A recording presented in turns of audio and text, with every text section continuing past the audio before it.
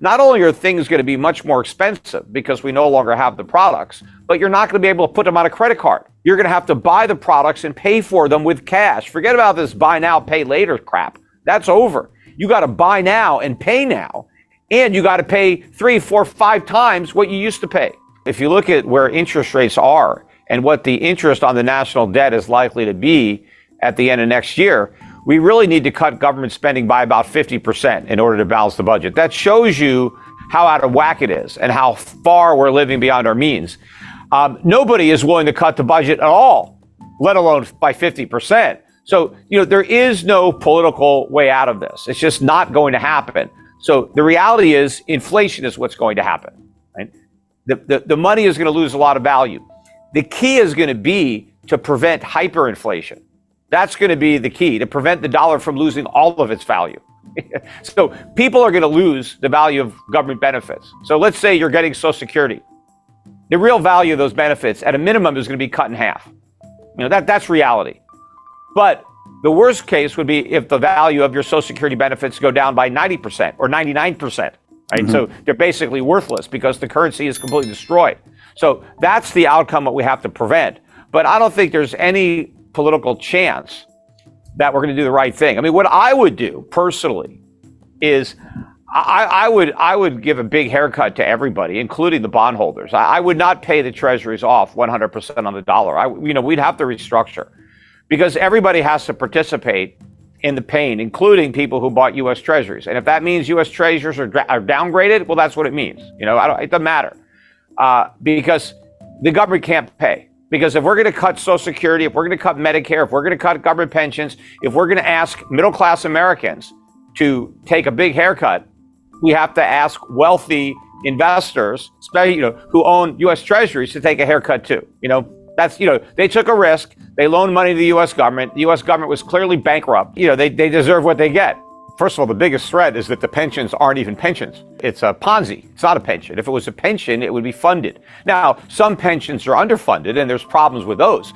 But Social Security isn't funded at all. It's not like it's underfunded. It doesn't have any funding. Its funding is future taxpayers, right? So It's not like there's any income that's being generated on investments that were made with money. On a normal pension, if I pay into a pension, when I retire, I'm getting my own money back, plus the income that's been earned through investments of my money that I've been putting in over the years. Well, when somebody gets money from Social Security, they're not getting back their own money. Their own money was spent, a long time ago. They're getting back the new money that somebody else puts in.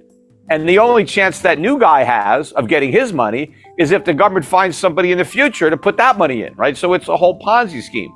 But it can't work. You can look at the nature of the Ponzi. When it first started out, there were like 50 people paying taxes for every one person that was collecting a benefit. So, okay, it worked. Now it's more like 2 to 1. Pretty soon it'll be 1 to 1, right? It can't work. You can't, one person can't support himself and an entirely additional person. The numbers just don't make it. And so it's all going to be paid for by printing money, which just destroys the value of everybody's money, not just the Social Security money. When the government wipes out Social Security benefits through inflation, it wipes out everything. All dollars lose value. Doesn't matter where they are, even if they're stuffed under your mattress, right? They're all going to lose. But I still don't think the mainstream really understands the significance of what this means and how life in America will change so profoundly if the dollars, or when the dollar's reserve currency status is lost.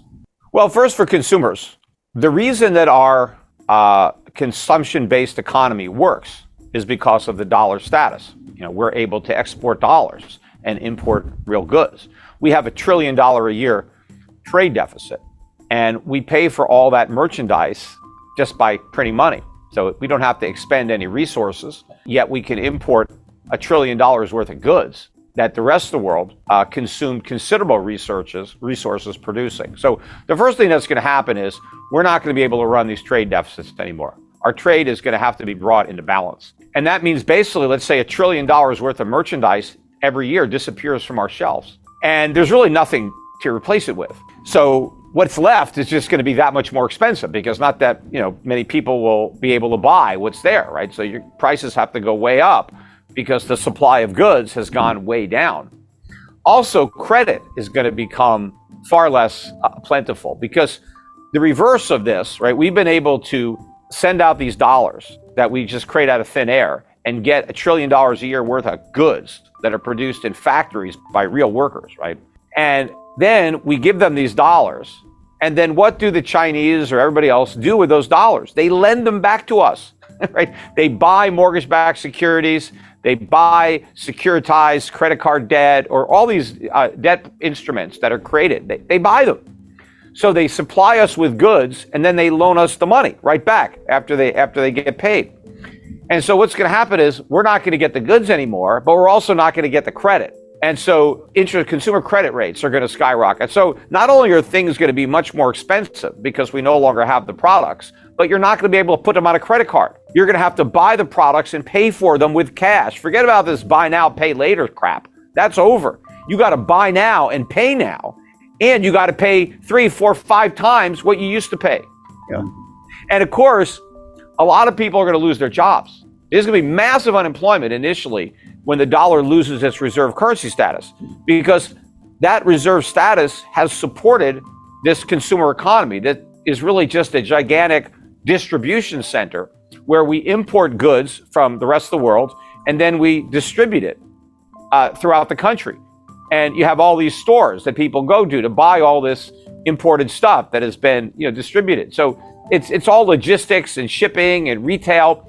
But when you take away the underlying products that all this service sector economy is based on, then everything that was built on top crashes down. So if you don't have any more merchandise on the shelves at Walmart, you don't need all these Walmarts anymore.